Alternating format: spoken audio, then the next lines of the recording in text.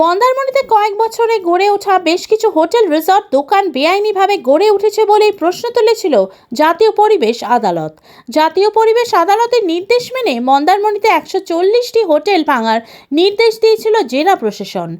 গত 1 নভেম্বর সিআরজেডের জেলা কমিটির তরফে মন্দারমণি এবং সংলগ্ন আরও 4টি মৌজায় 140টি হোটেল, লজ, রিসর্ট এবং হোমস্টে ভেঙে ফেলার নির্দেশ দেওয়া হয়।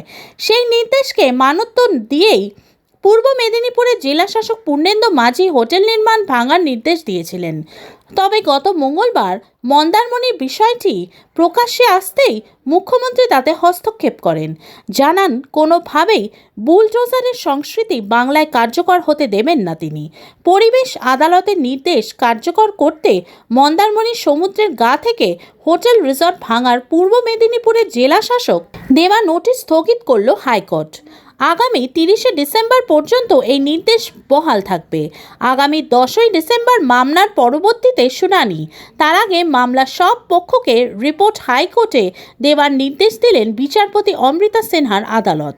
ফলে আপাতত স্বস্তিতে ওই হোটেল মালিকরা।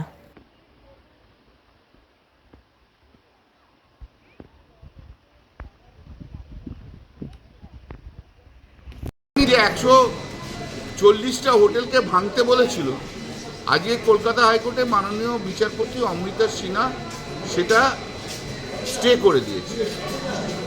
13ই ডিসেম্বর পর্যন্ত স্টে হয়ে রয়েছে। 10ই ডিসেম্বর মাননীয় বিচারপতি অমৃতা সিনহা মামলাটা শুনবে।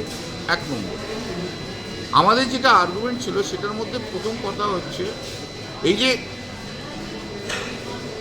জয়েন্ট কমিটিকে ডিসাইড করতে বলেছিল ট্রাইব্যুনাল তার বিচার করার অধিকারটা কোনো কমিটিকে ডেলিগেট করতে পারে না। কোর্ট কি ডেলিগেট করে দিতে পারে যে না তুমি শুনে নাও? হতে পারে কি? হতে পারে না। যে কাজ যার কাছে আছে তাকেই ডিসাইড করতে হবে। নেক্সট হচ্ছে ট্রাইব্যুনালের যেটা কনস্টিটিউশন হয়েছিল সেটাই ব্যাড, কারণ ইকুয়াল নাম্বারের মেম্বার থাকা উচিত, সেই মেম্বার ছিল না।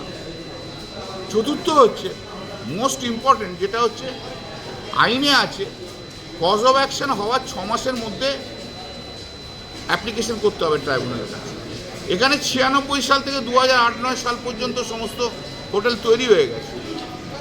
সেখানে এখন তুমি 10 বছর 12 বছর পর কী করে মানে অ্যাপ্লিকেশনটাই এন্টারটেন করবে? বেসিক জায়গাটাতেই আমরা বলেছি, জজ সাহেব বলেছেন পুরোটা শুনবে, শুনে জাজমেন্ট